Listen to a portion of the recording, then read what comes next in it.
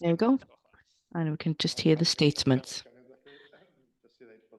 Just to say that the meeting will be recorded in order to assist with the minutes. It'll also be available online. So if you're not happy with this, please leave the meeting now.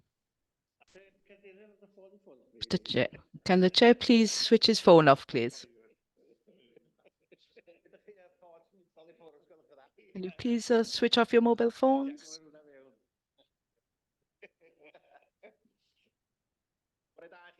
Good morning, everyone, and welcome to you at home and those of you in Plas to the Performance and Resources Committee on the 29th of November. We'll move on to apologies. Does anybody have any apologies?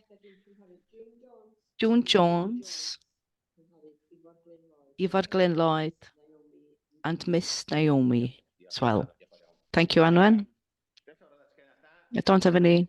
Just let you know that the Christmas lunch will be a week today on the 6th, and if you could let Anwen know if you'll be present or not, so that the kitchen has plenty of time to prepare. Thank you. And welcome to Louise. I hope you're getting better after your treatments, Louise, and you're recuperating well. Right, we'll move on to item 2 immediately. Declaration of interest. Does anyone like to declare an interest, or anyone at home? No, everyone's clear with that. We'll move on to item 3, the minutes. I take that everybody's had an opportunity to look at them. We'll just go through them page by page. Page 3, 4, 5, 6, 7, 8, and on to page 9 and 10. Does anyone like to raise anything from the minutes, or like to propose that they're a correct record? They've got a... Edgar like to propose that they're a correct record, and John Pugh would like to second it. Thank you, John. Delith, do you want to say something, or are you just seconding? Thank you, Delith. Right. Item 4 then, the action sheet, and Iwan will take us through this. Iwan? I'd just like to confirm there are 2 actions on the sheet. Well, they're all continuing. We won't be taking anything out of the sheet this time. Okay. Does anybody have any comments about that, or is everyone happy with that? I can see a hand. I can't see any hands up. We'll move on to item 5, the budget update. David, are you leading on this? Welcome, David. Thank you. Just an update on the finance and our income and expenditures. We haven't had any confirmation for any extra grants from the Welsh Government at the moment. And then in 2.3, just refer to the changes in the budget, and the main thing comes from the salary increase, which has been confirmed for November. Everyone has received the £1,000 925 for each salary point. As lesson 2.4 just notes the difference that has made to the budget. And as you can see, it's an increase of almost 60,000. And then 2.7, it just shows the change. Back in September, it was reported there was almost 500. It's over 550,000 now in the deficit. Then 4.2, refer to the performance today. It's quite favorably compared to last year. And the increase is here. This is down to the increase in the parking charges. And interest rates. The interest income budget was increased to 120, so that's been reflected. So we expect it to be significantly higher again at the end of this year.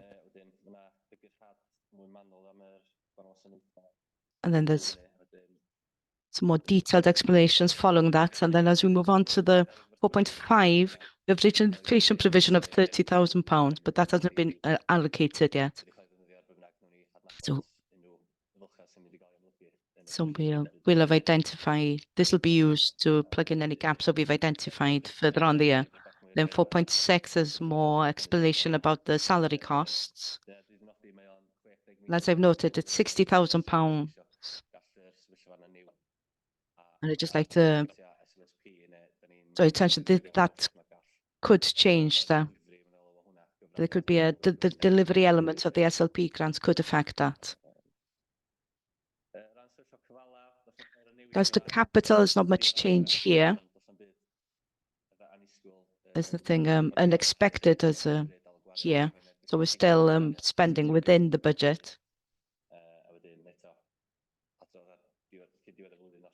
And then we will report back before the end of the year if there's any change in that. And that's it really. Unless you've got any questions, specific questions about anything. Thank you. Thank you, David. Does anybody have any comments?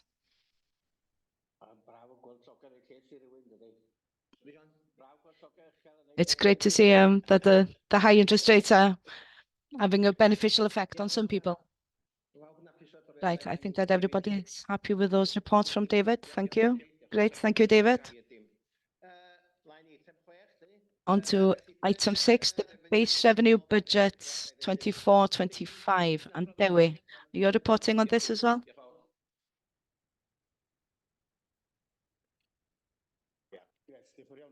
Thank you. What is this? This is the draft revenue budget for the next year. We're just preparing now so that we can set the budget formally later on before the end of the financial year. Because we want to, we just want to note the budget as we see it now for next year so that we can prepare and we'll have an idea of where we're at by the time we set the budget formally. It gets to the money and the income that which is received by the authority. On one hand, we have the Welsh government have told us what we're going to receive, and the levy that we receive from Cyngor Gwynedd and Cyngor Conwy is based on the same levy.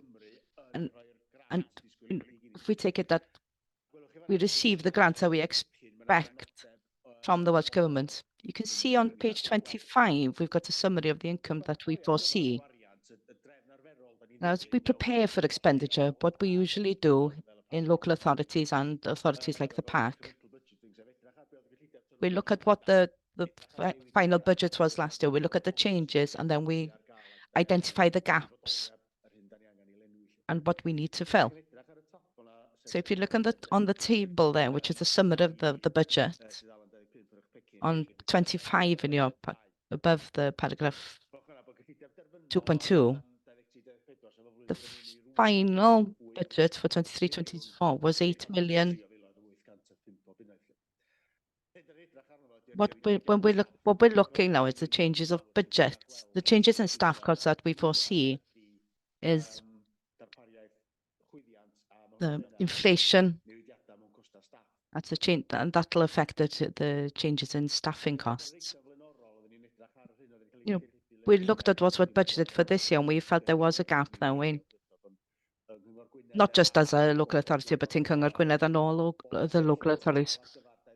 The pay settlement for 23-24 was higher than what we'd budgeted for, than most people had budgeted for. And what's been different in the previous years, so the sum that was allocated as a salary cost has been based on money, based on 1,925 to everyone, rather than giving everyone a percentage. So depending on where the members of staff are, the percentage of increase has varied as well. Those at the bottom of the pay scale, 1,925 was a large increase. It was, if you look at some officers are at the top of the pay grade, the 1,925 is a lower percentage. So somebody's trying to get what the base percentage is. We have been quite careful, really. As we've putting in 6% here, to be honest, when we talk to individuals and officers and those who negotiate on behalf of employers, we couldn't pin anyone down to a specific number to what we could expect. 6% maybe is a bit high, having considered that inflation is coming down. When we look at the situation, the union situation, the offer of 23-24 was, was accepted. In the end, the unions didn't have a mandate to take industrial action, so they accepted the offer, which was 1,925 for everyone. Someone could argue that 6%, it could, 6% could be lower next year. So there's a gap there, about £350,000. That could come down to 5% possibly, which would give us a bit more leeway, maybe about 50,000 that we could play with. But the issue is we have to try and we have to make sure that we have the money. If the settlement would be around the 6%, we'd still have to find the money for it. So we're preparing now. We're saying that there will be this gap that we need to fill. We could possibly make it a bit smaller as we prepare the formal budget, but that wouldn't help us because we'd still need to find the money. What we want to look at there is what we want to look at is the deficit really, which is £877,000, which is a significant gap when it's almost 10% of the final of our final budget.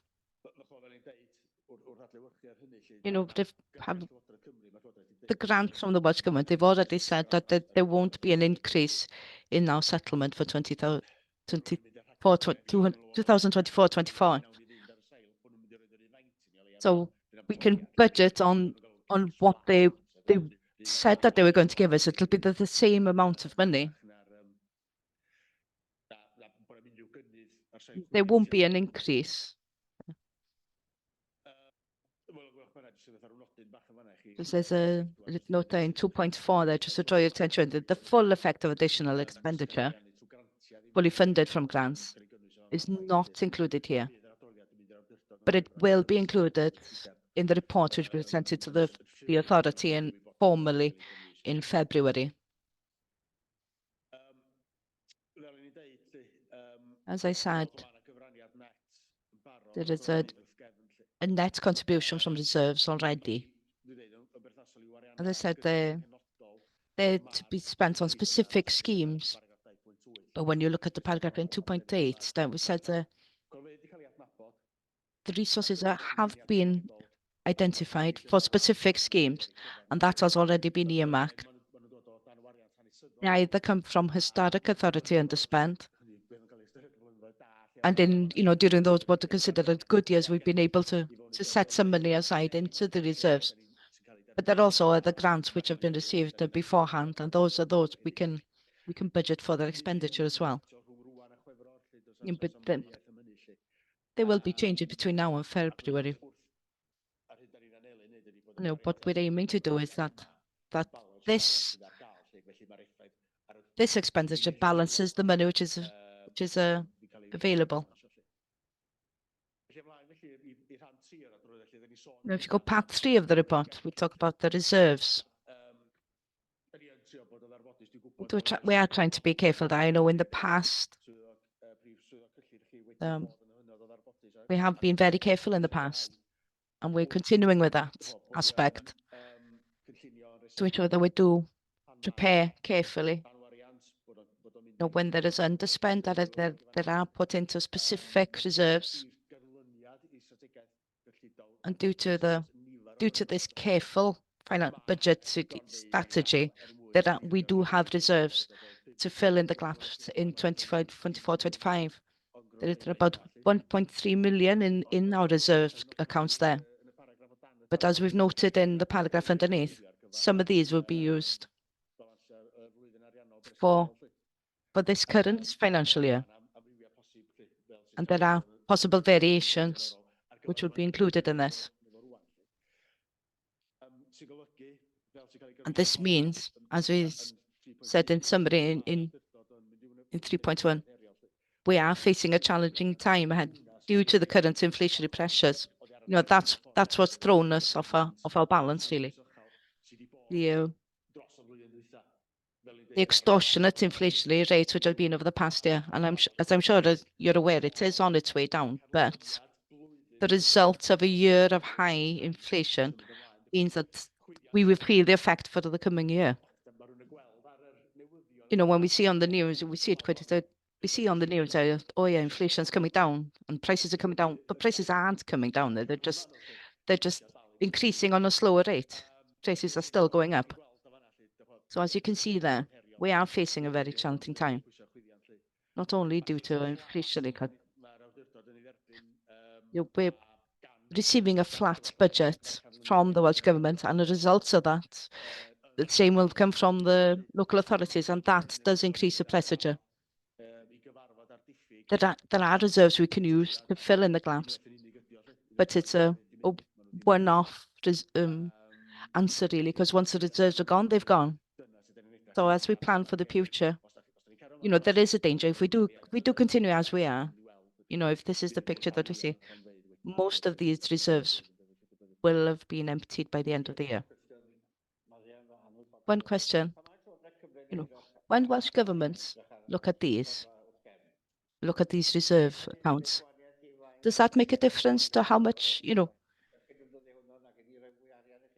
does that make a difference to how much they give us? What they do usually, they look at our expenditure. They look at the current pressures, and that's how they do it. But from year to year, when they see that we have reserves, I don't see it affecting on the grant directly. What they'll do is, when the authorities approach the government and say, say that this isn't enough to provide the services, they can turn down and say, you've got enough in reserves. Governments have done that, and they've done it to local authorities as well. You see in the report, you have all these reserves, but the reserves has been earmarked for specific schemes.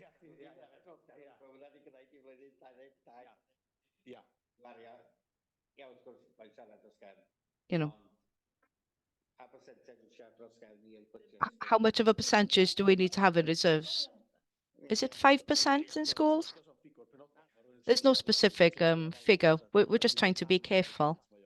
If you go under 5% of reserves, the alarm bell starts.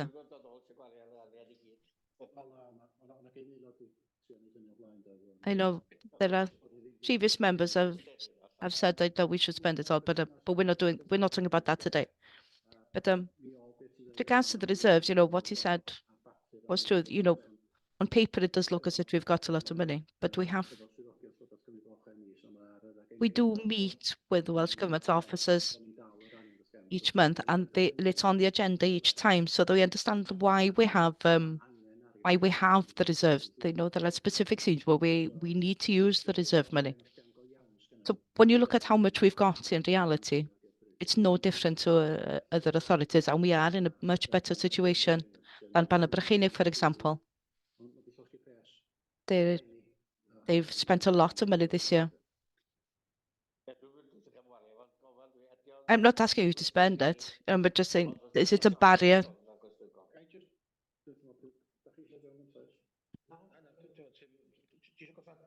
you want to finish it? Just as the vice chair, we met on Monday. I don't know if you want to talk about that. Just going to say that what the minister told us, that next year looks like a difficult year, the most difficult year that they've ever seen with regards to public spending, and there's no hope that it'll get better in the short term or the mid-term. What I wanted to say is, in this situation, we have to We have to be very careful with the reserves because once it's gone, it's gone. Can I just, on this point, she was quite pessimistic, but I think by the end, from what I understood from what she said, that the flat budget is is is in place, but it's not 100%. Because we'll have to wait for the budget from the Welsh Government a week before Christmas. I don't think there's much point getting everyone together until we've seen the draft budget. But having considered the figures, we'll we'll work on the flat budget. And over the next 3 years, we need to consider that the effective inflation will cost us 1.3 million. We have been quite difficult. We have been very careful over the previous years, running on a deficit. But if we know that we make savings during the year, we're okay. But when we look at the 877 pounds of deficit for next year, we have to take action there. We will be meeting with the local chairs, and we will be recommended that we try and reduce it by a half during this financial year. Because I asked the minister. No,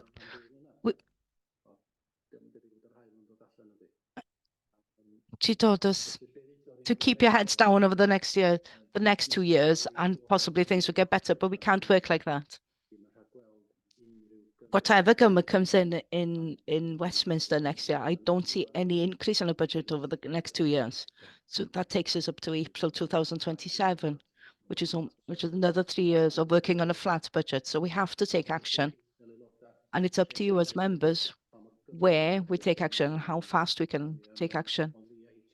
But I do think that we should try and work towards having the targets by next year, during the next year.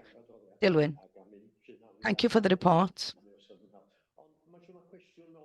The question really, it's a question, well, I suppose it's my ignorance really, this question. I don't know exactly what the situation is with, are there a lot of vacant posts which haven't been filled? And if they were filled, will that cost, has that cost been added in here? Or is it that something will be added onto it as the posts are filled? I'm thinking specifically, your department, John, as what effect that'll have? How does that fit in? Thank you for that.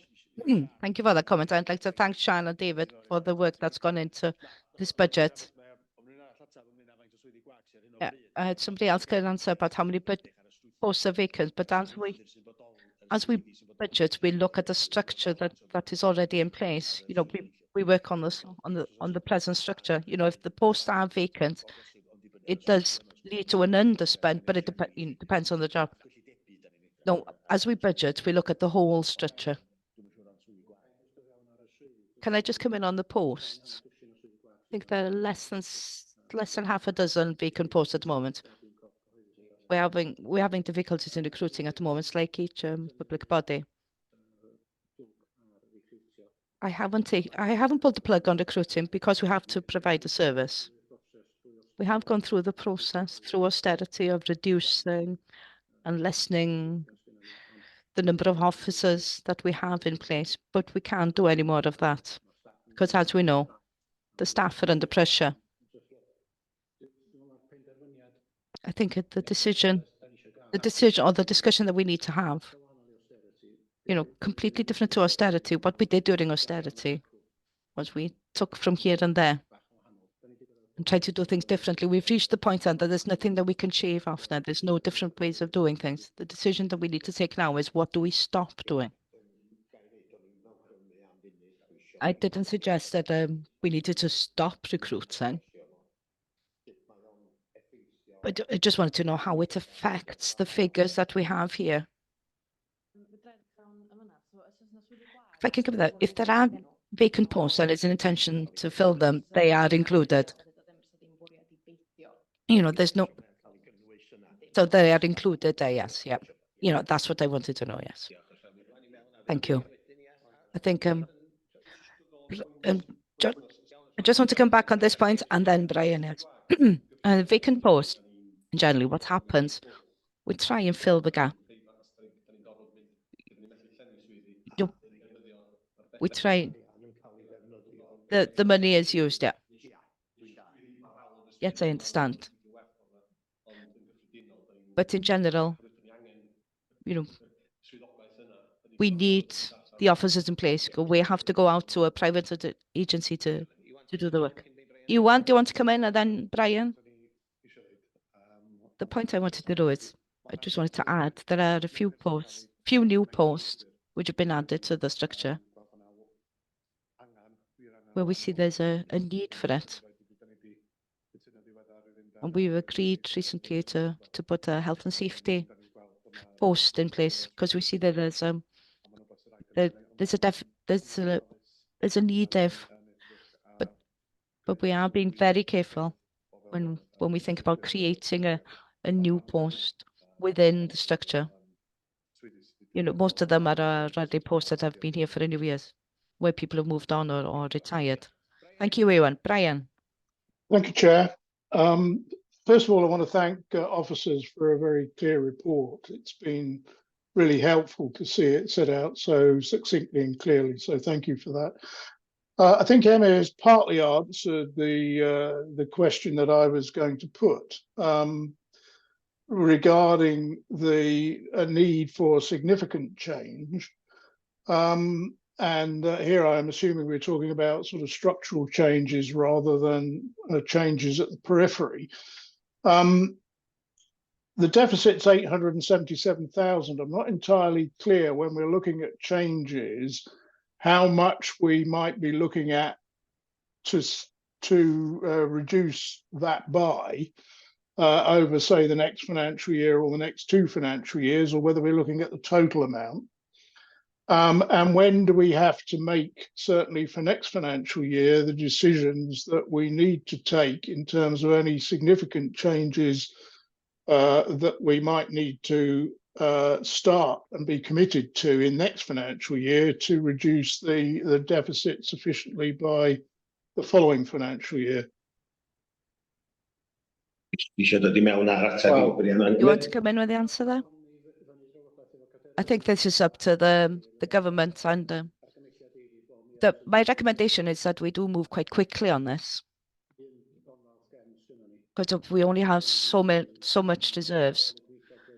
And after the minister said that it's possible that it'll be flat until April 27, I think would be a waste.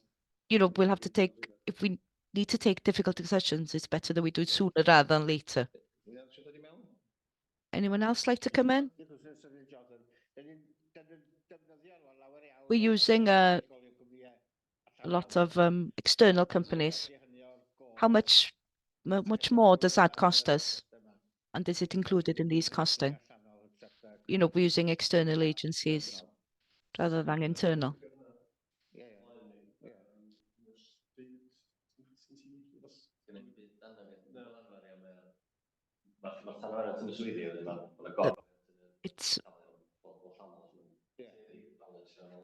It balances with what is included. Do you have anything? If you have anything when it's external, it depends on how much the companies charge. It's out of your control, really, isn't it? So it's harder.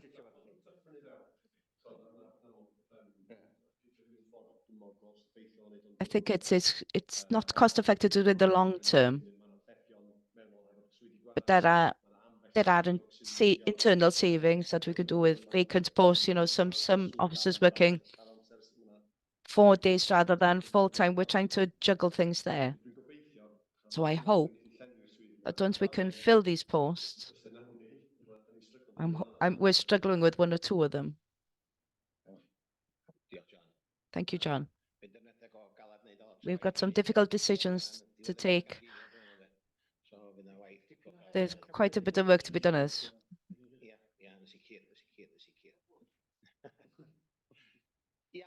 Right. Thank you very much. And thank you all for contributing to that item. It's an item we don't like to discuss, but in the world we live in today, it's very difficult for everyone. Item 7, Head of Internal Audit Annual Report 22-23. Bleddyn, do you want to come in on this? Thank you. Good morning, everyone. So my name's Bleddyn. I'm here on behalf of Lynette. So what I have is an annual report for 22-23. The report gives you an introduction and context about the audit service, as well as giving you a summary of the work we conducted in 22-23 and what we intend to do in 23-24. So if we look back on 22-23, I think that the National Authority Pack have a strong framework, sound framework. And the audit we conducted are seen at the end of this report. And two were given a high assurance level, and one was given a satisfactory level. The plan is there for 23-24. The business improvement plan will be working on the Carneddau Landscape Partnership and giving this can change as well. So yes, just like to ask you to accept this Head of Internal Audit Annual Report in accordance with the public sector internal standards, and I'd like to accept any questions or take any questions that you have about the report. Thank you, Bleddyn.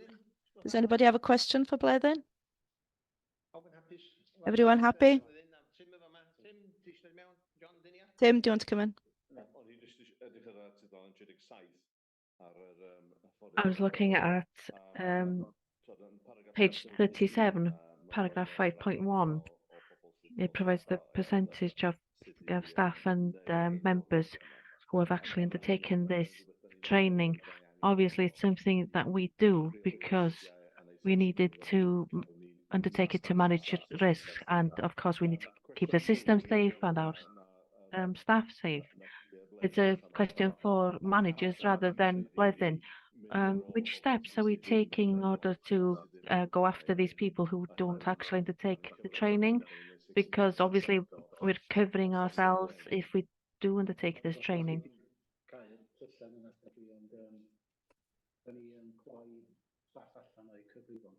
We do lock staff out of their accounts if they don't undertake the training, and it is monitored by us. Occasionally, I have to say, members are the worst at the moment. And if you haven't undertaken the training, please do.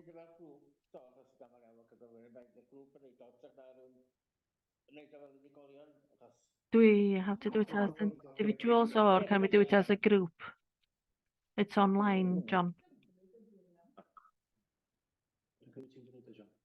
I take it you haven't done it, John. No, I haven't.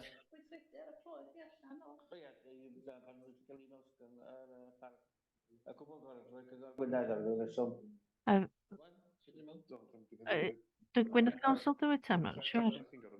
You have to undertake this training every 3 years because the risk is a medium risk.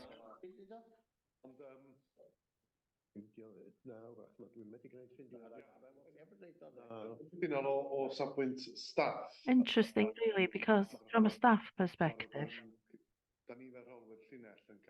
as line managers, we get warnings about the staff who haven't done the course. Sometimes there are, of course, specific and special reasons why. It may be on a long-term sickness or different circumstances. I obviously use my discretion, and it would be a step too far to remove them from the system entirely. But with the rest of the staff, we do have meetings with NIA in IT, and we come to the conclusion that there's no choice sometimes but to remove them from the system. And they can be undertaken pretty quickly, to be fair. But we do have to recognize that there are some staff where the risk is low.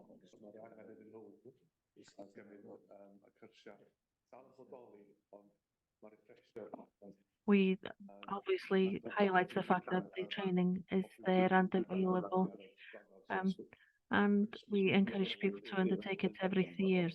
Going back to the members, perhaps John's idea isn't a bad one, to spend an hour a day to just plow through it. And not everybody can, access the internet. Yes.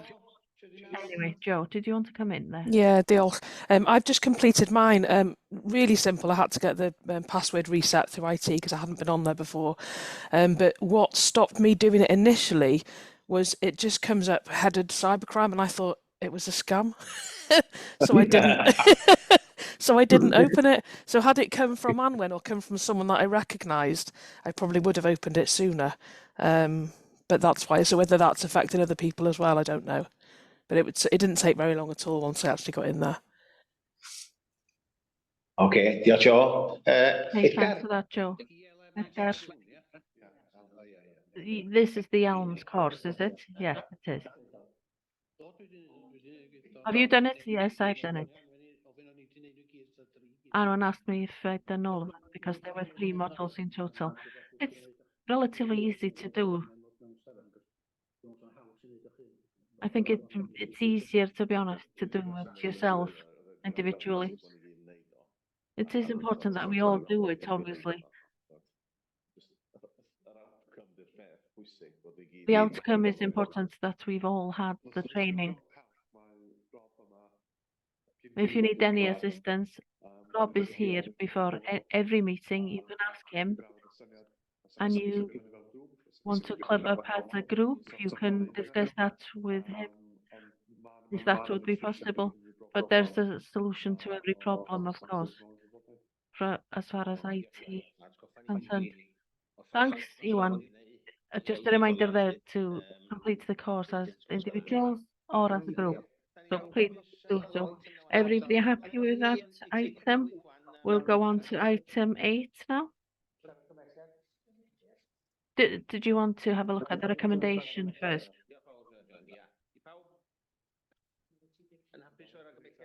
Everybody happy with recommendations? Can we have a show of hands, please? Great, thank you very much. On to item 8, income diversification. You're leading on this, Emira. Yes, very relevant, really.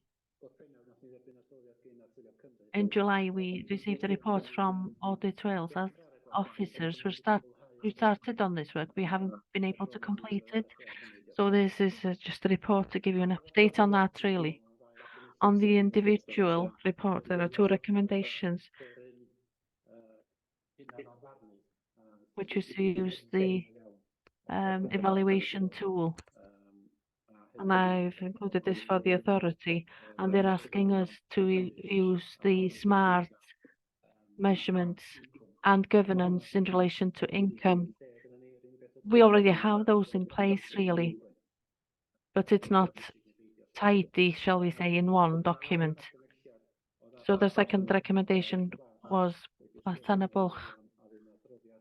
There will be matters considered, and there will be a report to a working group in January on the business model for PLAS and the recommendations.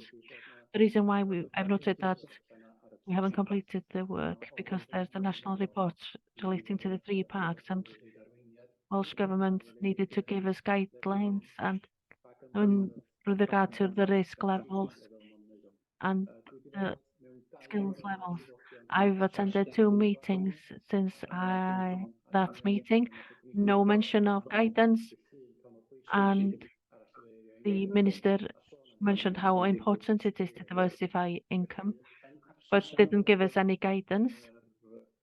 So in the absence of any direction from Welsh Government, we have finished the work as officers. So if Audit Wales wants to come in and see it, they can do. There are some good elements. I've included the income elements there. So this is basically just to give you an update on where we're at, and just to let you know that we are progressing it. Brian, did you Thank want you, to say? Chair. Thinking about the first recommendation and the lack of guidance you just emphasised, obviously officers will continue to give some thinking.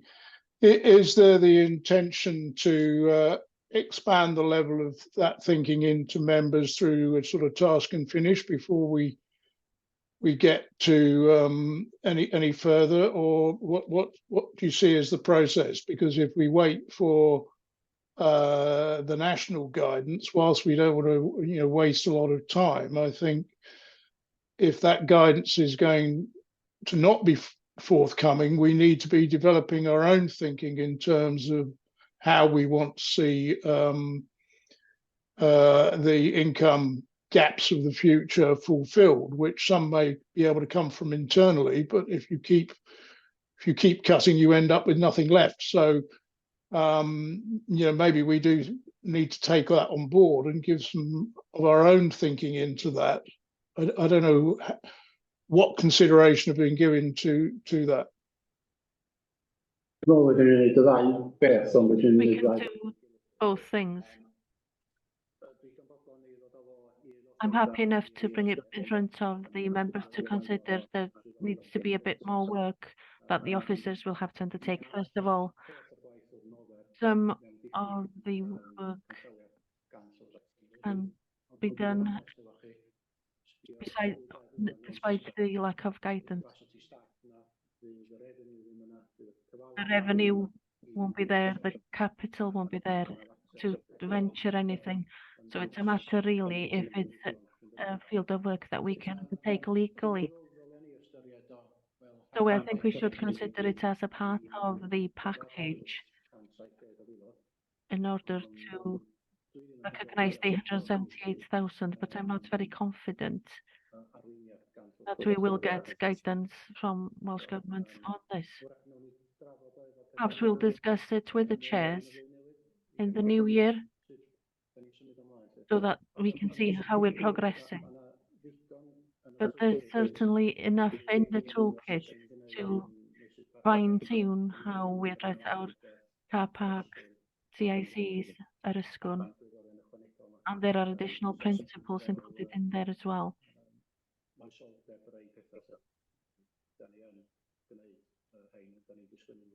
There are some elements that we are doing already,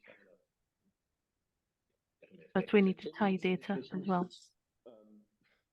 Ethics, for example. Anyway, Tim,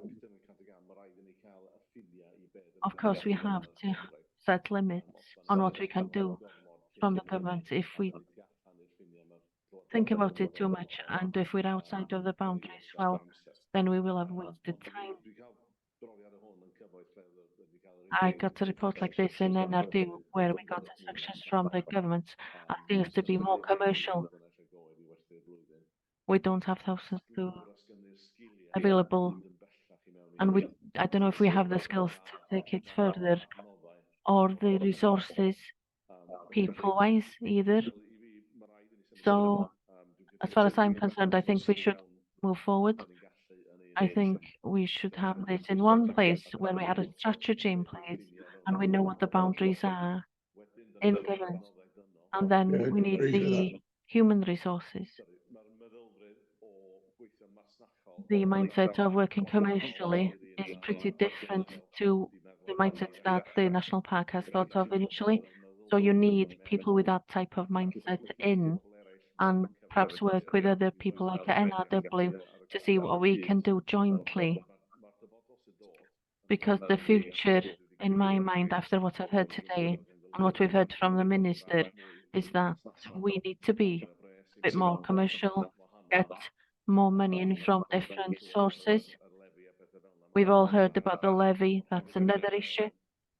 But we also need to look into it and have a meeting and a hard discussion with the government about private monies.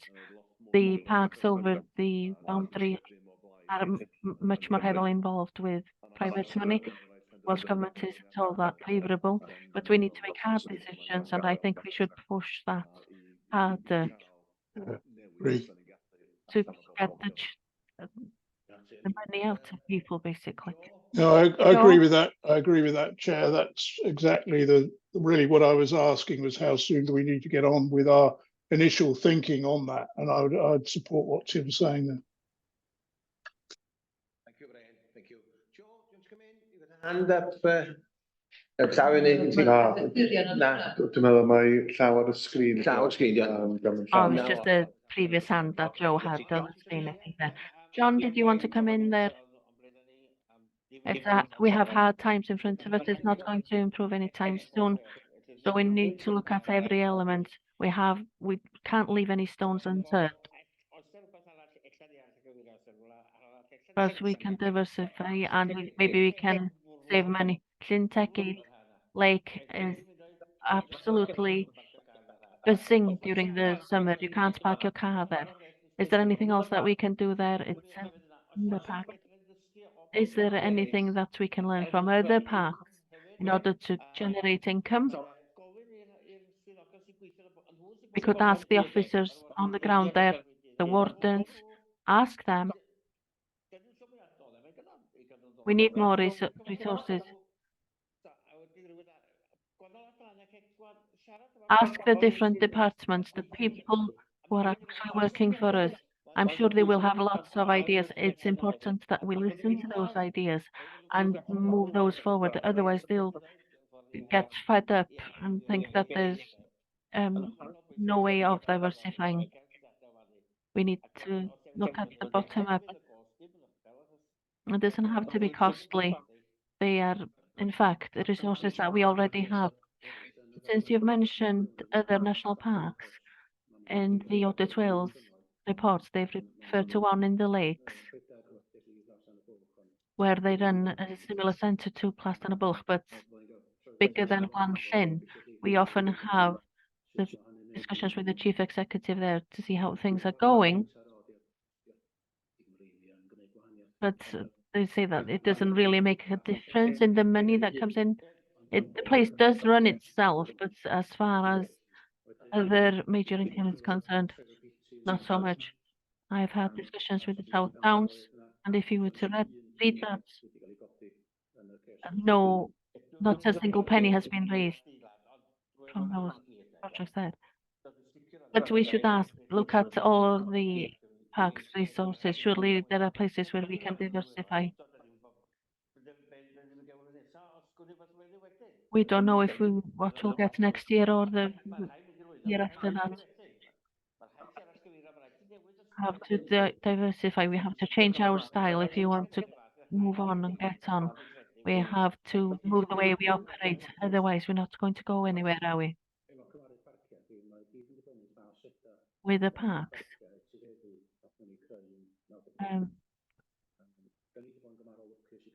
We've been relatively lucky in comparison with the Bana Brycheiniog because we have the car parks and we have, of course, Plastan which costs us money to run.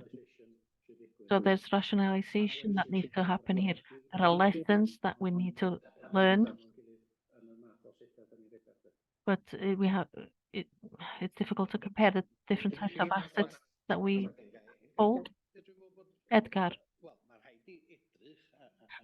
We, of course, have to look at this because the government has said that we have to. I have nothing against that.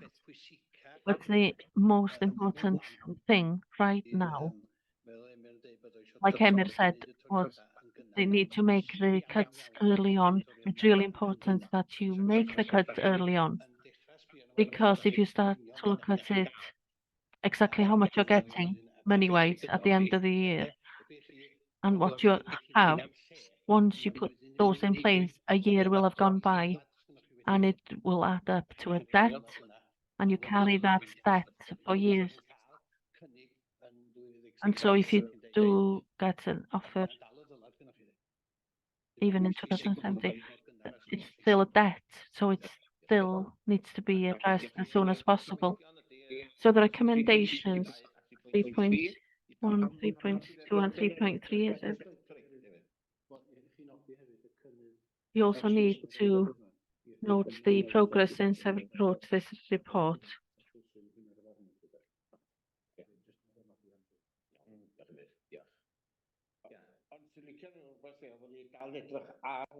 But I would like to think that we do look at diversifying. We don't want to just leave it. We need to keep on, keep at it. Okay, can we have a show of hands to show that you agree with the recommendations there? Okay, thank you very much. On to item 9, the corporate work programme for 2023-24. Iwan?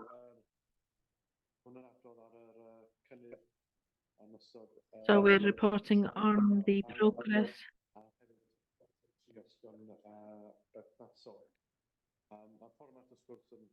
The format, of course, will be familiar to you by now.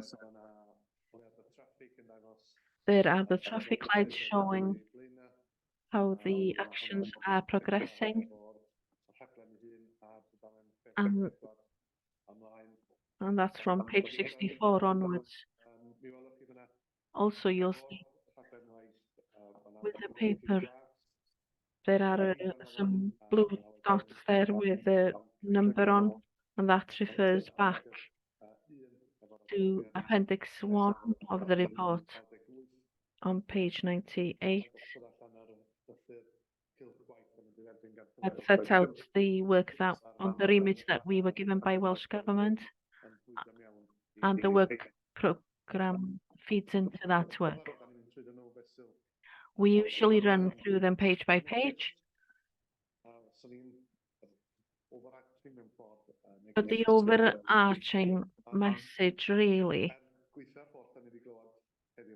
despite everything that we've heard today about the financial situation of the authority, obviously there's a lot of good work going on, and you will see that from the traffic light system and the work programme there.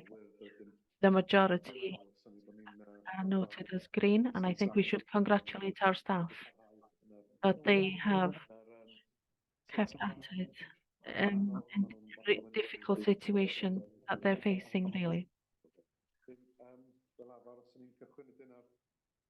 So usually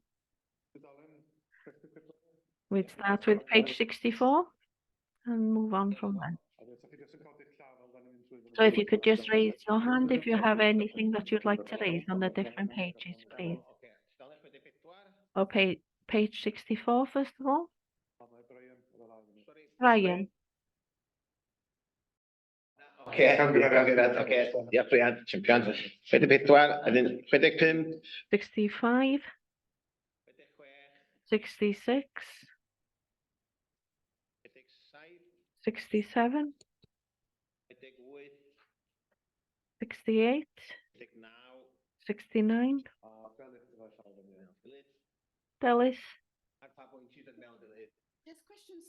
I just wanted to ask a quick question on page 69 relating to the point on energy efficiency and developing an action plan for SMPA relating to carbon neutral by 2030. These are really challenging targets and they're in line with Welsh Government targets. Just a quick question relating to the buildings that the authority owns.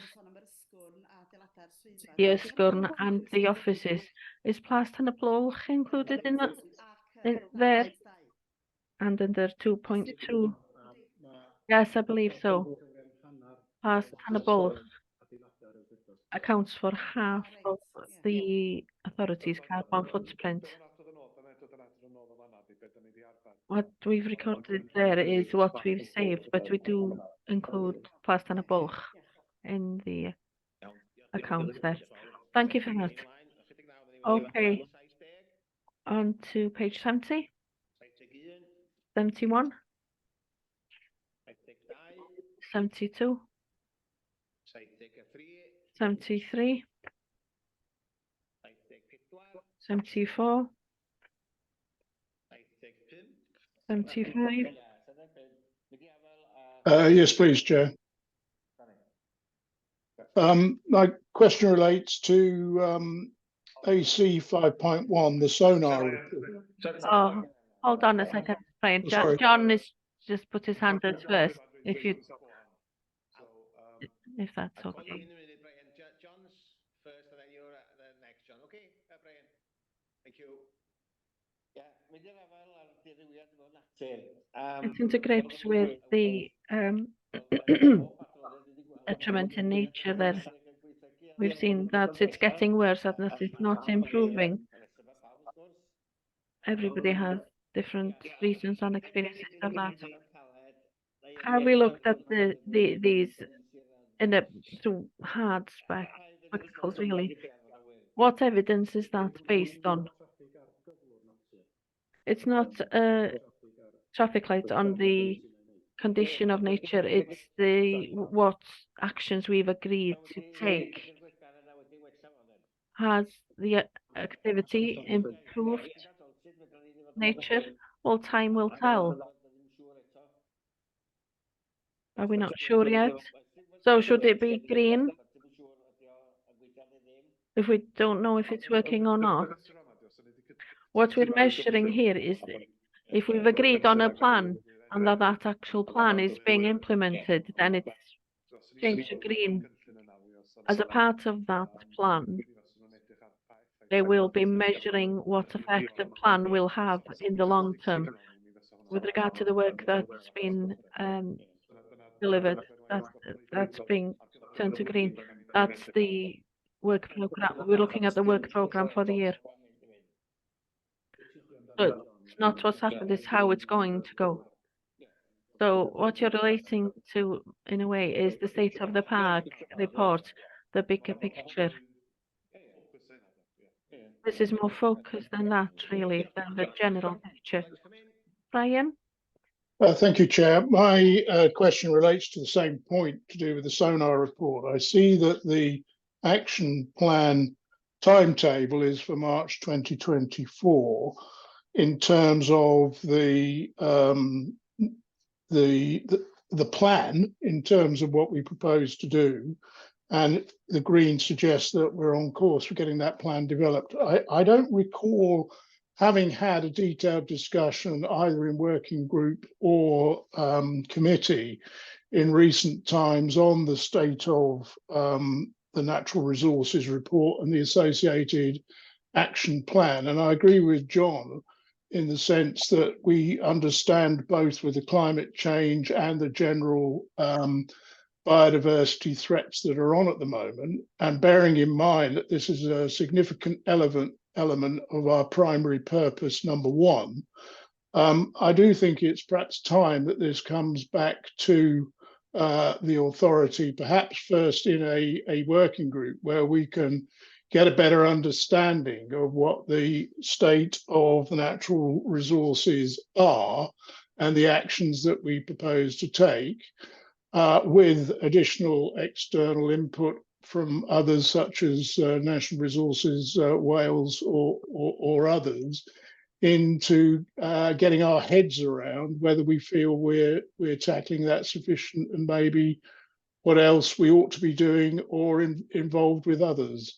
So I think that's not for debate today, perhaps, in terms of the detail, but in principle of taking that forward in the not too distant future. My personal view is it's something we should be doing. Thank you, Brian. I'm sure I missed it. Iwan? Yeah, John, John, it's that. John has his hand up.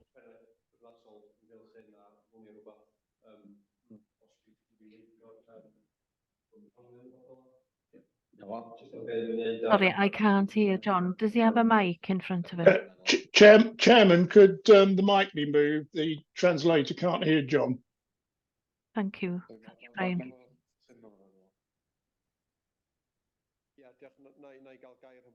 I'll have a word with Rhys, the relevant head, about the comments made there.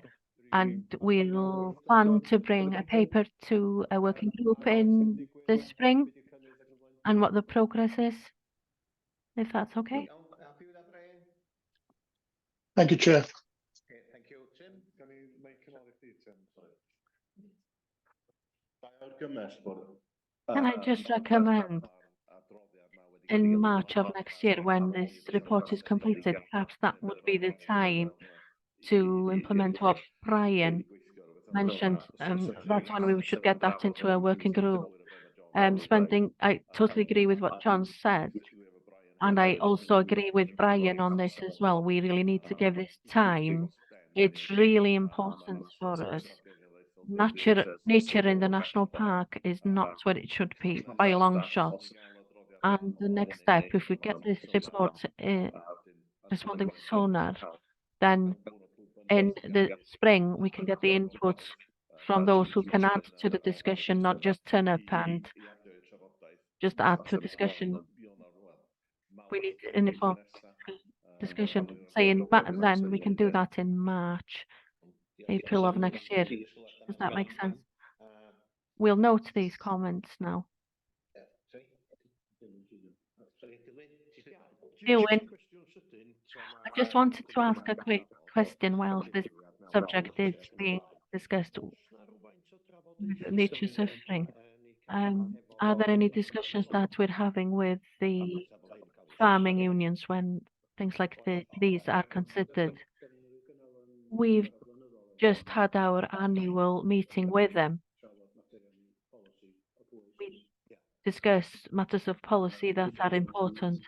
This is now consulting on the tree strategy, for example, and that's a challenge. How we keep the balance between the landscape and conserving the landscape, so the unions are kept fully informed. Edgar, did you want to come in? No, thank you. Okay, thanks. Thank you all. So we'll move on to page 75.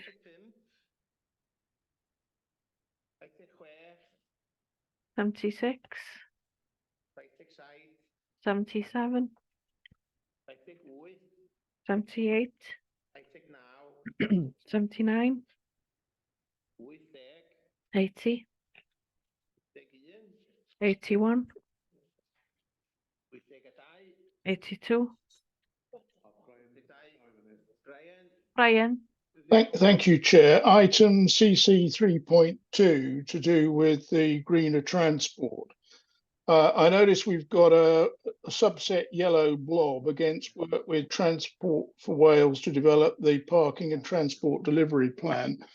When we had the report, I don't know when it will be now, probably a couple of years ago, from the external consultants and associates on the green plan, there were a number of suggestions there about the delivery group and the formation of a separate company and various other things that would be associated with that.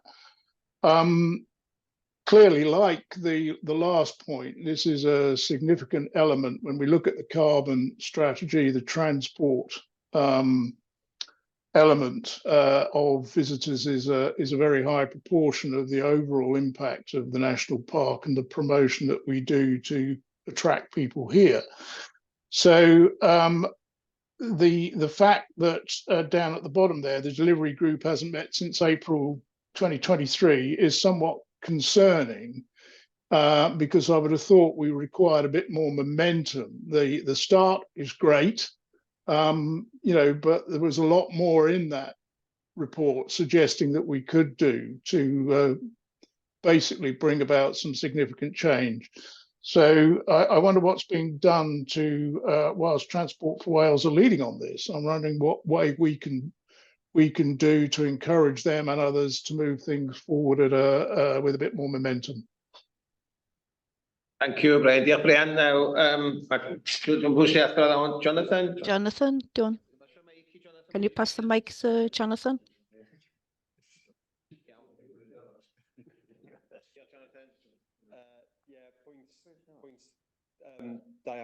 That's a good point from Brian there. And I agree with the principle. We brought this matter to the board.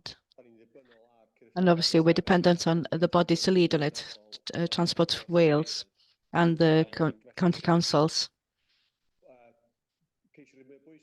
We can try and put more pressure on them because there are two schemes which are being reviewed now over the coming year, the Cynllun Eryri and the local development plan.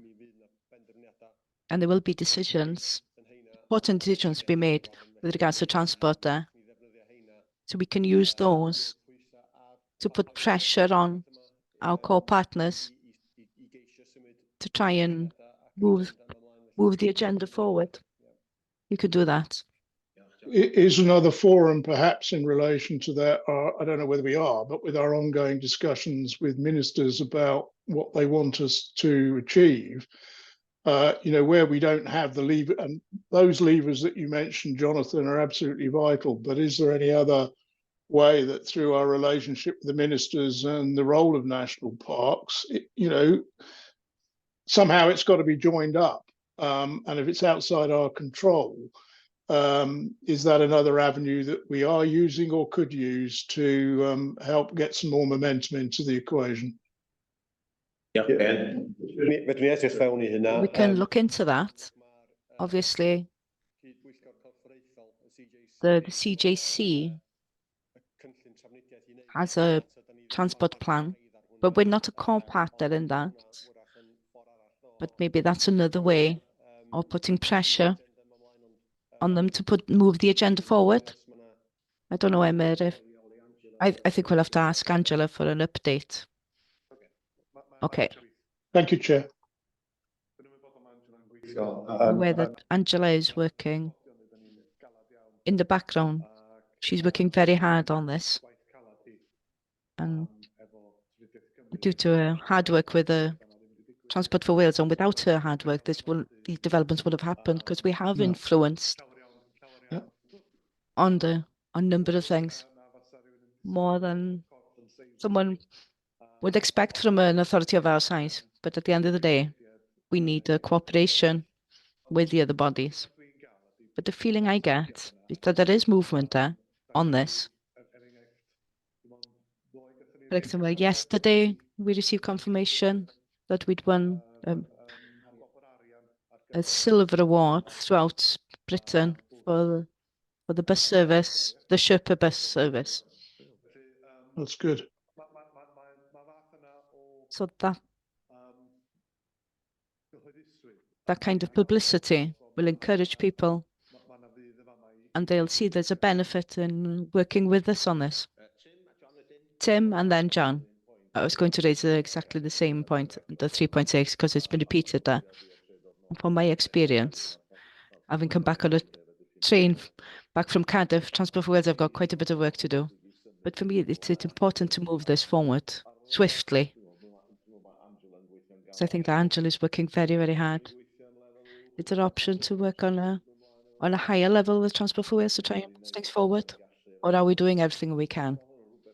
Because this is something that could be held up as how Wales can do things in a different manner, and how we can help to decarbonise Wales.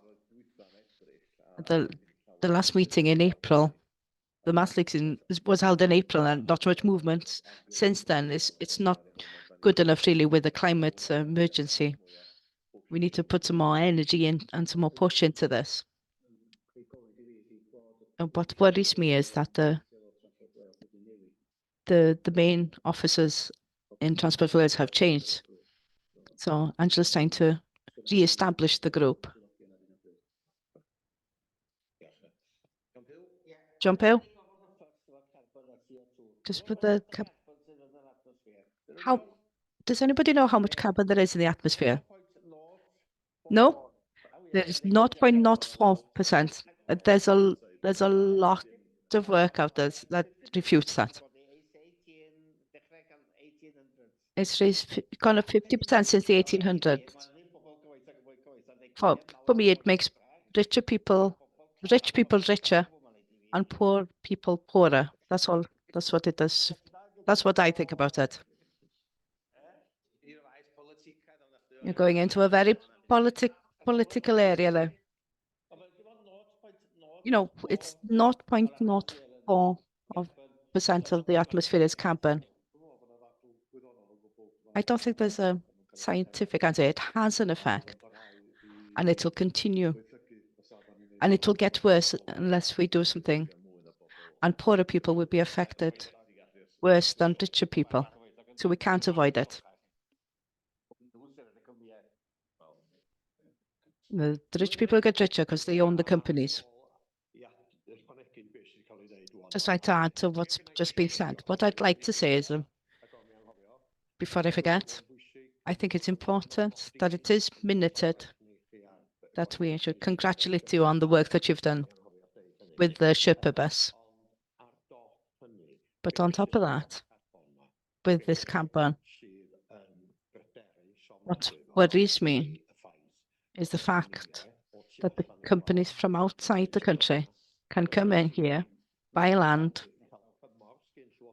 are supported by the Welsh Government to do so, and all the benefits go back to where the company is established outside the country and nothing for us in Wales. And I think that's despicable. And we have to be very careful about that. I just something I'd like to add. And I agree with that, yeah. We'll move on now. We'll finish page 83. Just go back to 81. Supporting young people. So that was on orange. 81. Supporting young people.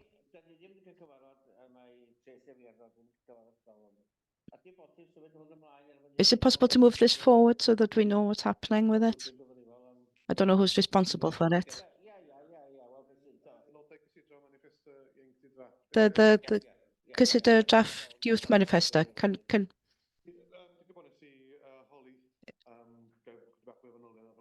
I've been asking for some more details on this. At the moment, we're asking for ideas from schools.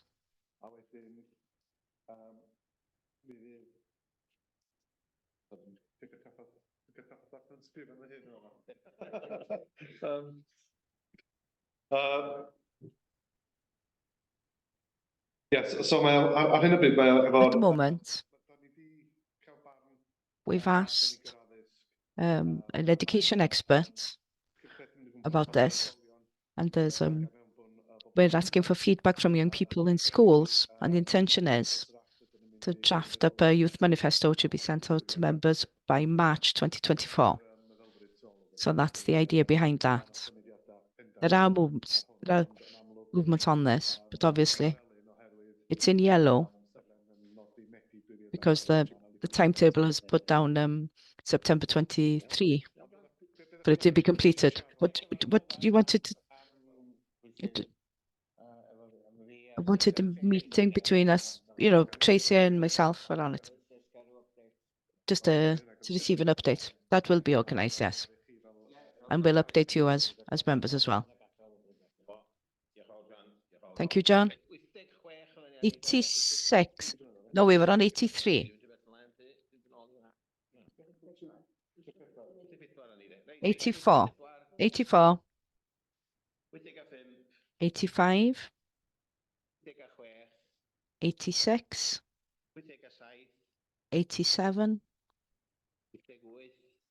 88. 89. 90. 91. 92. 93. 94. 95. Oh, on 94. On the last item there, implement and monitor measures in the community engagement strategy.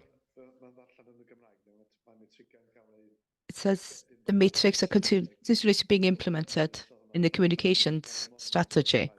And then it should say monitored continuously. And that's for the annual report, which will be prepared for March 2024. Thank you. 95, 96, 97, and then the attachments then.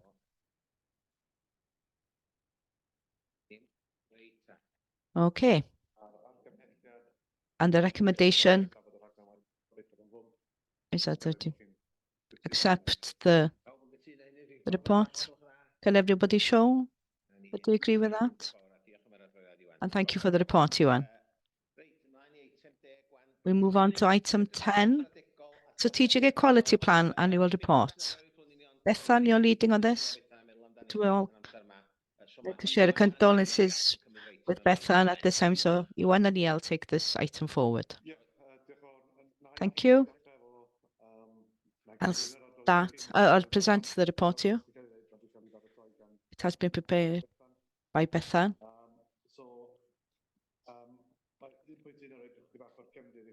It gives you a bit of background in 1.1, 1.2, states that the specific duties that the public authorities must produce an annual report by 31st of March each year. And that's what the plan, which is set out in the attachment. And the recommendation is to approve the annual report for 22-23 for publication on the authority's website. We'll try and answer any questions that you have,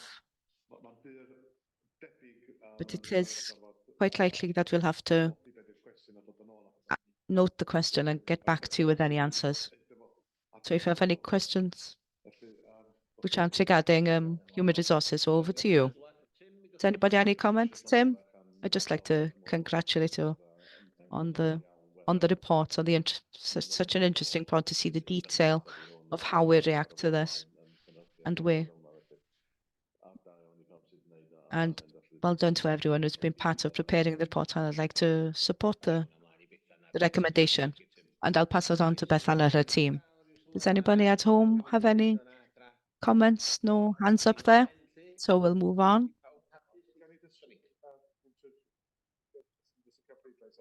I'd just like to have a vote on the recommendation, really. So everybody show that they agree to approve the annual report and that we can publish it on the authority's website. Everybody happy with that? Great. I think that everybody noted that they approve of that.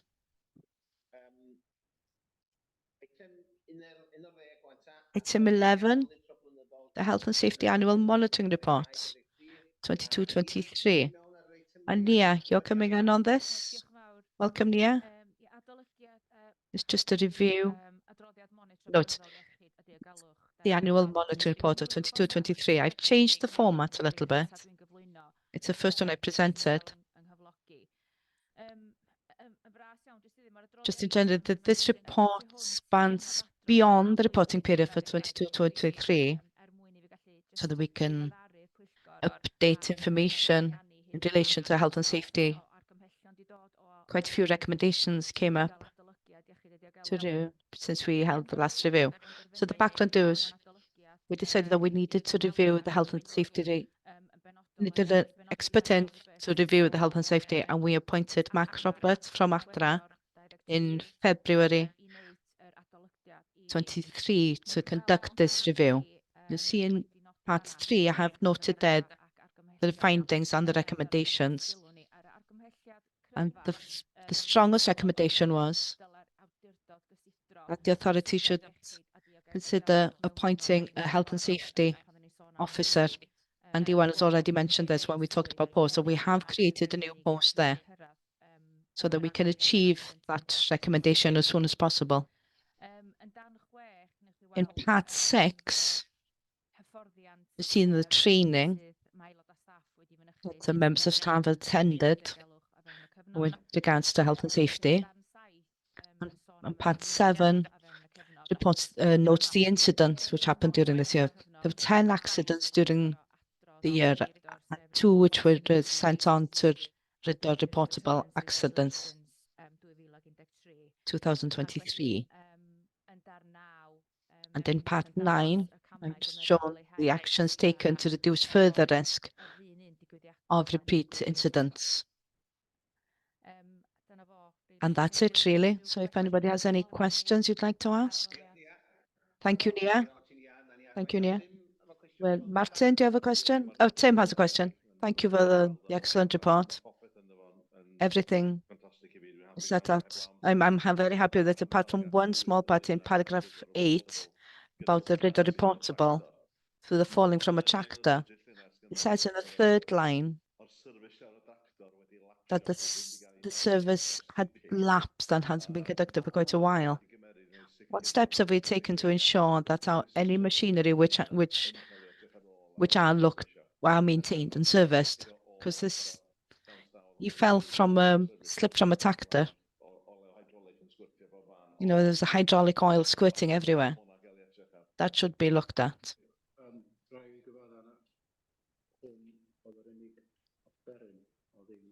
It was the only piece of machinery which hadn't been serviced. The depot in Dolgella and the depot in Penrhyn, you know, they show that they look at everything in detail. I don't have an explanation why that machine had been left for so long. But we have taken steps here to ensure that this doesn't happen again. Iwan.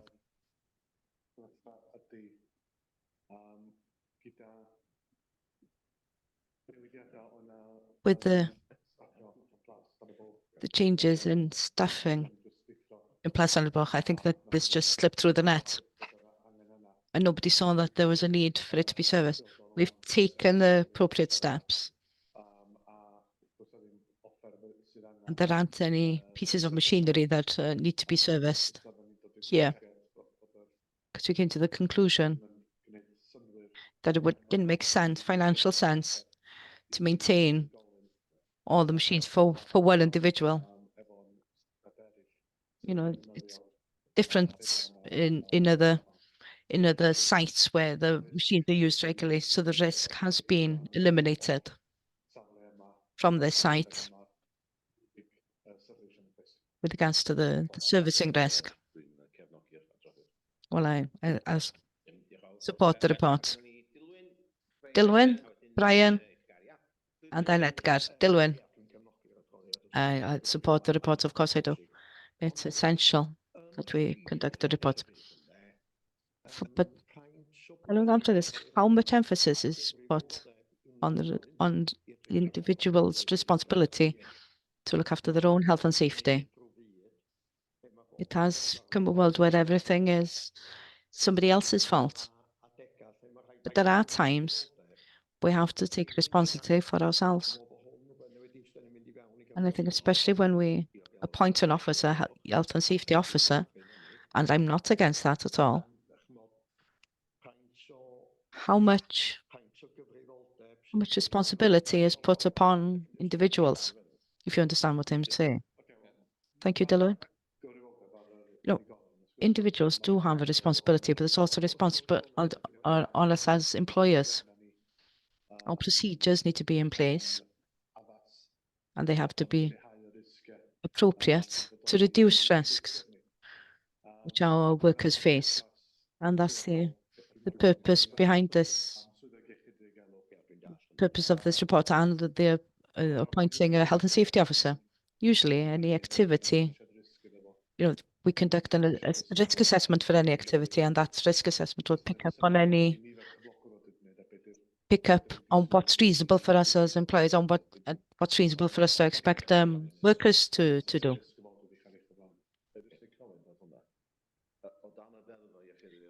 Under the Health and Safety Act, it is responsibility of the individual to make sure that everything's safe. You know, that's one of the guidelines. But do all individuals know that? That's the point I'm trying to make. Are they aware that it's their responsibility in the first instance? You know, if something does go wrong, it comes back on them. our responsibility is make sure that we have a safe system in place and ensure that the machinery that they use is appropriate and it's appropriately maintained and that they receive the correct training. Brian, next. Thank you, Chairman, and thank you very much for the report. The detail is very welcome. I was somewhat shocked also to see the tractor incident and support the discussion that was mentioned earlier on about the corrective actions and so on that are put in place. I would particularly support the appointment of the health and safety officer, whether it's full-time post, part-time post, I don't know, but I think it's very important for us as an organisation to have that. And speaking from my own personal experience in previous organisation, the benefit of having someone who's professionally trained in that area was actually very helpful across a number of different aspects of the work that we used to do, which included people who were having health problems as a result of working from home and finding appropriate mechanisms to address that. And that applied to me personally. So I would support that wholeheartedly, and I think that's a very good move that we do appoint someone with those skills so that we do get the processes and procedures put in place that are tailored and appropriate for the work we do. Diolch, Brian. Diolch yn fawr. Thank you, Brian. Edgar, it's a very important report. And I've had a personal experience of it. I'm a trustee on 2 buildings and things went up to the standard required. But they were, I think, to current standards. And I think it's something that we need to keep a continuous eye on. John, about the health safety. It's so important. You know, if they go out, we need to make sure that members of staff use the helmet. You know, it's like the same with farmers. They have to be careful. You said that if you put service due on the machinery, if you put service due on the car, that, you know, it reminds you that the service is due. It's a quite simple thing to do, and if we could do that on all the machines, you cover yourselves. And if the service time is passed, well, it's the member of staff who was using the machine needs to be aware of it as well. I think it's a lot of it is common sense, isn't it? Yeah. Something we need to keep an eye on. Thank you very much. And thank you, Tania, for the report. The recommendation is that we note the report for information. Can everybody show that they're happy to do that? Great. Thank you. Thank you, Nia. Item 12, Information Centres Annual Report. And Awel will take us through this report, and Awel report on the information centres. Awel, thank you and welcome you. Before Awel starts, she's far from the mic, so can we move the mic to her? Thank you. Can you hear? Yes. We had another successful year in the information centres, and our sales in the online shops have increased after we expanded what we sell online.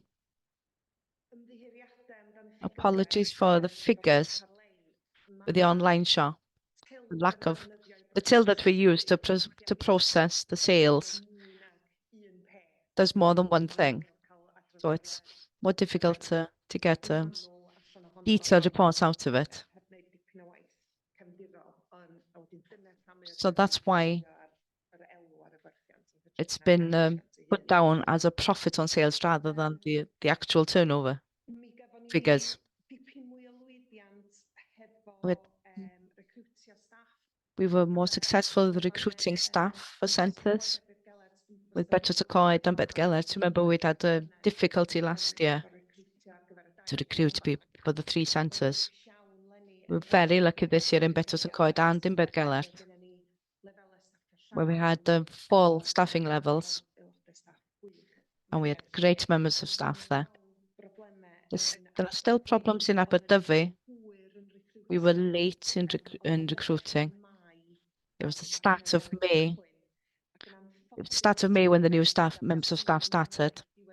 And the new post at the end of the one left in September. So April and October were very, very short. And the centre was closed for more than half the time. But even despite that, Aberdyfi did very well. So it could have been better if it'd been open all year.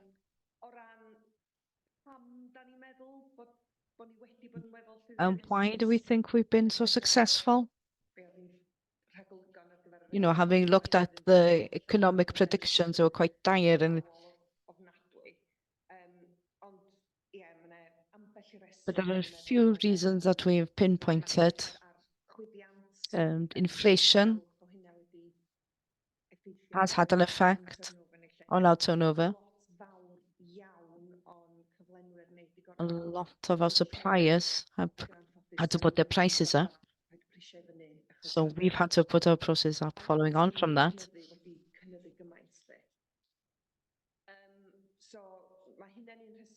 That has, you know, the recruitment has had an effect on us in Aberdyfi. And we've been open for longer periods in Betws and Bedgelert. Usually, I visit one trade fair a year in July. But this year, I went to 2 for the first time because I hadn't visited one since 2019.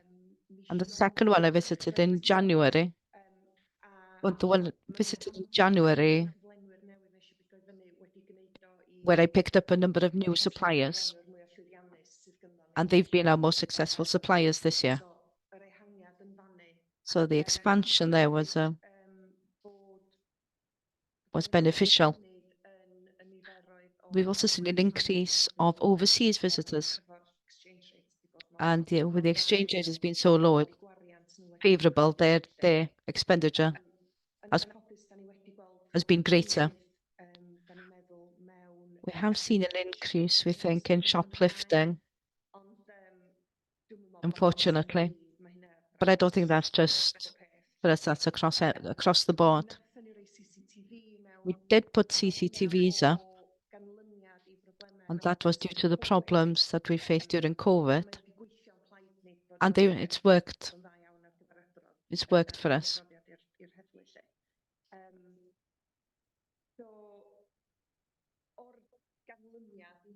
So in conclusion to all of this, I do foresee that the information centres will work within budget for this year. I don't want to say they definitely will do so, but we'll know at the end of this month that the salary increase will be included this year and the holiday pay will be paid out this month. So we'll have a better idea at the end of November if we're within our budget. Thank you, Awel. Thank you very much. Glad to see there's an increase in the deals. Da iawn, ac wrth gwrs, pan eis roedd o'n llwyddiannus, da ni'n cael problemau dros y blynyddoedd iawn. It's good to see that we are succeeding. I'm good to read this type of report. There are lots of small shops that have opened. Do you use those type of people? For example, in dinners, people ask where can they go? Do you actually cooperate with them? You work with them? Would it help you with? What do you mean cooperate with them? Say cafes, those that attract tourists in the different areas. The cafe, for example, in this dinners is always full. they often ask where can they go outside the area. It would be good to have some collaboration. All of the staff in the TICs work closely with our businesses in their communities. There's a close relationship that they have. Petrus Coed, for example, work closely with the local tourism association, and they work with hotels and B&Bs because when people do have questions, they do refer to the TIC. At Gallant, they have a close relationship with the other shops in the village because the ownership is more local in Bethgelert than it is in Betws to be honest. The same in Aberdyfi. We have a close relationship with the ice cream shop opposite because they're also a tenant for us in the centre as well. And also with several of the people who provide accommodation, especially the self-catering ones in Aberdyfi. Media knows all of them and keeps everybody updated with what's going on.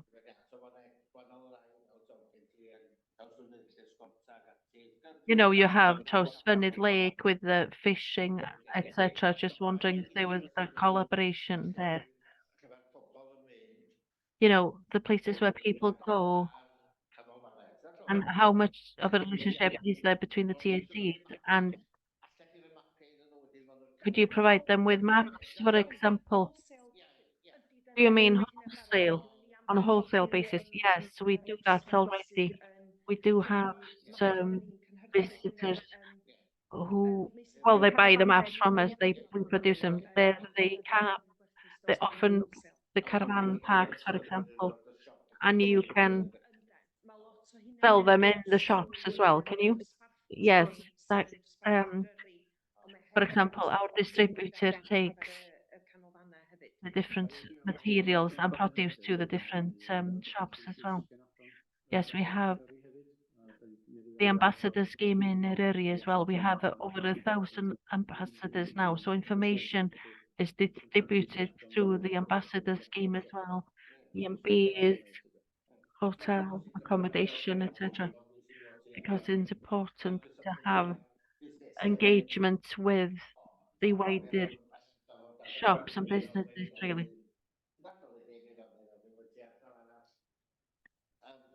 In the certain areas, it's quite important that you maintain that and cover all the areas because they're doing the work on your behalf in a way, aren't they? I'm glad to see that that there's a close relationship in Aberdyfi, that it works well.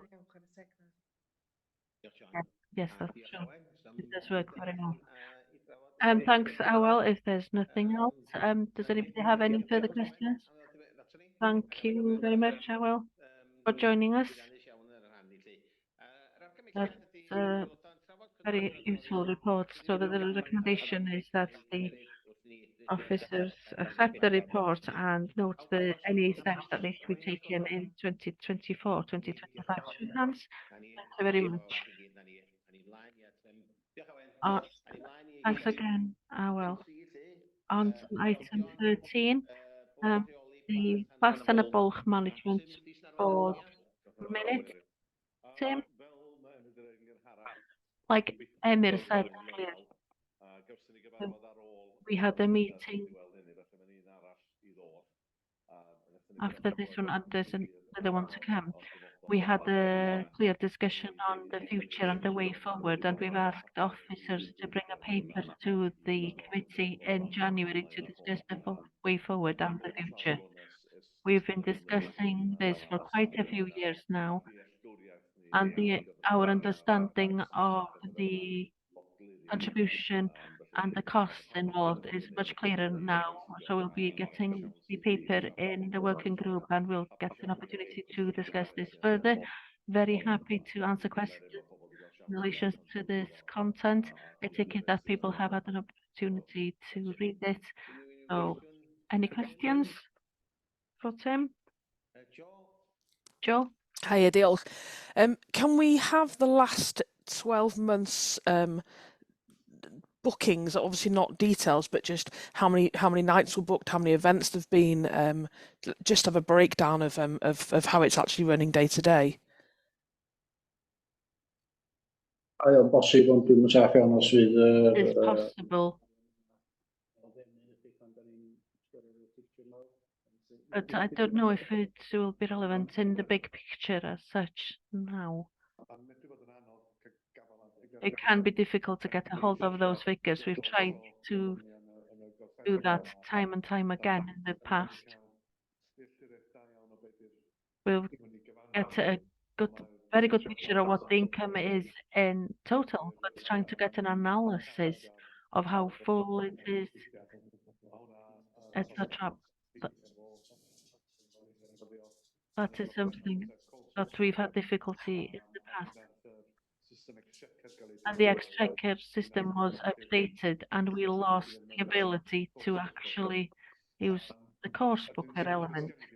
So what we do have is different systems in place. It's complex to give you the fuller picture, but what Emir was referring to was, and reported upon, is the situation as is. We're aware of what the net cost is for the authority to maintain the PLAS year on year. Thank you. Brian and Delys. Thank you, thank you, Chair. I was very pleased to hear that we are going to be getting a report on this very shortly, and look forward to that, and agree with Tim's comment that now we're getting the detailed data together, we are coming to the point where certain decisions will have to be made. In relation to the report that we're getting, will that report also include the carbon dimension, which was mentioned earlier? And, you know, that obviously forms part of whatever the costings are that you're looking at. Diolch, Brian. Tim, Sicr mae'r carbon yn un o'r ffactorau fydd cael ei drafod yn y gweithgor. Certainly carbon will be a matter that will be discussed in that meeting. Yes, definitely. Thank you. Delys? Thank you. Just a quick question, really. Just if you could have a bit more clarification on the timetable. You mentioned bringing a paper to the working group.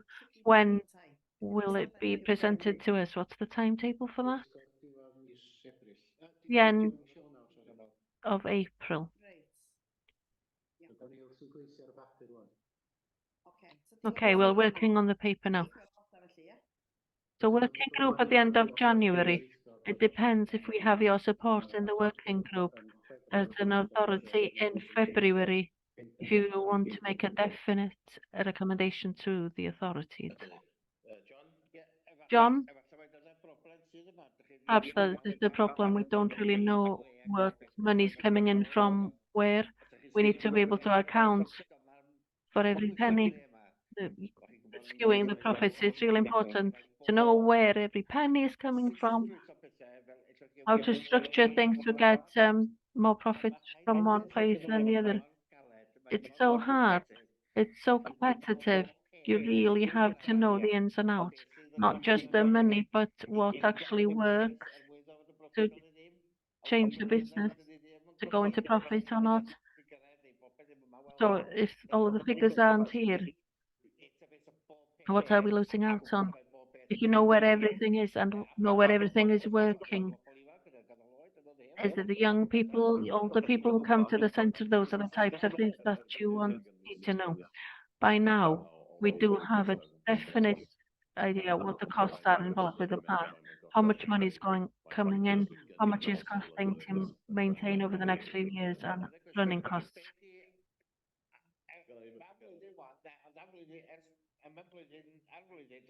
For a year, what are the different sections of what the people are who come here? I don't know, but that's crucially important. As an authority, the staff know what the figures are, but it's important that you know where to target. I'm going to use one of your lines, John. We've been monitoring the type of market it is year on year. Younger pensioners.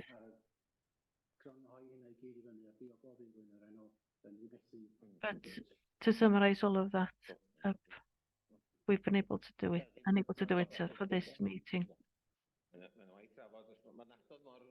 There's a lot of discussion work that needs to be undertaken. It's such an important resource for the area. I've been on the Park Authority for quite a few years now, and this has been coming up in front of me time and time again, right from the beginning. It's not an easy decision, obviously, but we have to come to a decision. We're going on and on year on this. This is not going to improve the situation, and we agree with that. And that is the intention. There will be a paper going to the committee, and there will be a clear recommendation from the board, and then you can have the opportunity to discuss it and make a recommendation to the authority formally. Does anybody have any other questions relating to Blast and Bulk before we bring the meeting to a close? Everybody happy with that? Thank you for the report, Tim. And so there will be more detailed discussions later on. After that, dear friends, colleagues, we've come to the end of the agenda. Thank you all very much for turning out at home and in the class. So I'll bring the meeting to a close. And thank you very much, all of you. Bye. Diolch. You're welcome. Bye.